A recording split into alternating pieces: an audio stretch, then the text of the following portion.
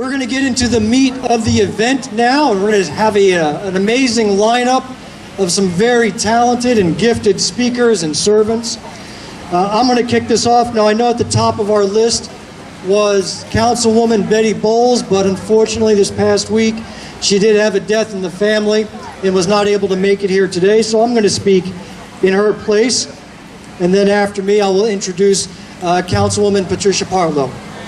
But at first, I want to talk for a few minutes about why I'm a Democrat and why I'm so proud of our Democratic Party at the national, state, and local level.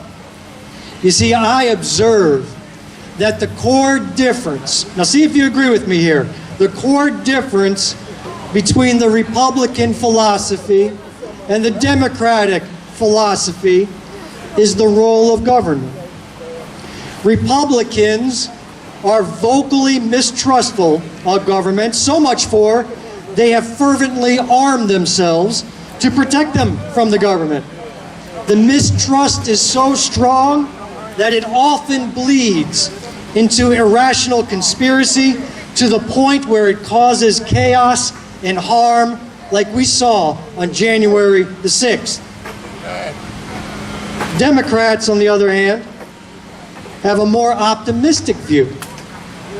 We see the potential of government as pulling together our resources, our talent, our knowledge, our intelligence to solve problems, to improve our country, to increase the quality of life for all. We've seen that play out this year as COVID vaccines are now freely available to anyone who wants it.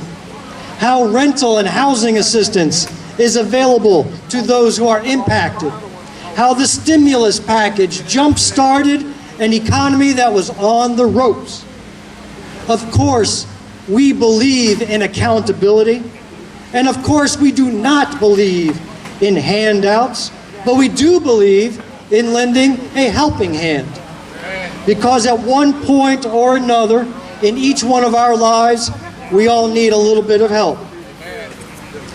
We have heard the phrase, "Make America Great Again," too often these past 5 years, and not once has anyone pointed out exactly which moment in our history they're referring to.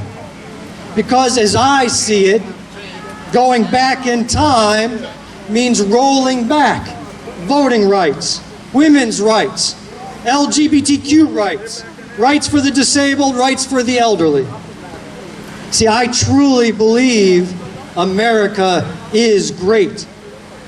But while there are still so many oppressed in this nation, while black families are still denied bank loans due to computer-learned machine algorithms that somehow learned the racist nature of this industry over the past 50 years, while those with non-white skin are being told by the president of our country to go back where they came from, while GoFundMe still exists as a primary form of funding for health care, while those who need mental health assistance are locked up in jail or sometimes tragically killed, while private, for-profit schools are benefiting from taxpayer funding while our public schools remain neglected, while Confederate monuments are treated with more respect than the descendants of the slaves who are forced to look upon these symbols of the darkest period in our history,